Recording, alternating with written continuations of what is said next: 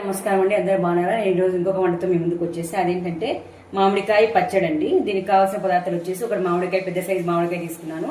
తర్వాత దాన్ని అంతా కట్ చేసి శుభ్రంగా కడుక్కొని తర్వాత దీంట్లో కావాల్సిన పదార్థాలు వచ్చేసి కారం పొడి 1 టీ స్పూను, కొంచెం సాల్ట్, 4 వెల్లుల్లి రెబ్బలండి, అంటే వెల్లుల్లిపాయలు దంచి దీంట్లో వేసుకోవాలి. ఇంతే, మొత్తం 3 ఇంగ్రీడియంట్స్. మనము కావాల్సి కంటే వేరుశనగకాయలు వేసుకోవచ్చు, కొబ్బరి పొడి కానీ వేసుకోవచ్చు అండి, అది కానీ యాడ్ చేసుకోవచ్చు. కానీ నేను 3 ఇంగ్రీడియంట్స్ తోని మామిడికాయ చట్నీ తయారు చేసి వేడివేడిగా ఈ ఎండాకాలంలో చాలా స్పెషల్ అండి. మామిడికాయ చాలా స్పెషల్ కాబట్టి చూసేసేయండి. చట్నీ ఎలాగా ప్రిపేర్ చేస్తానో చూసేసేయండి. ఇప్పుడు మిక్సీకి వేసుకోవాలండి. అంతే అండి, చట్నీ ఇలాగా తయారైపోయింది.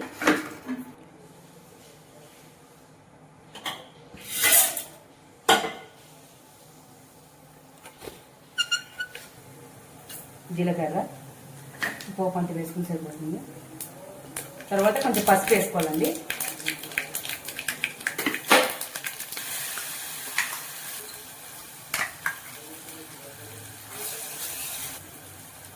మామిడికాయ పచ్చడి రెడీ అయింది. ఇలా చేసుకొని మనము అన్నం లేకైనా కానీ సూపర్గా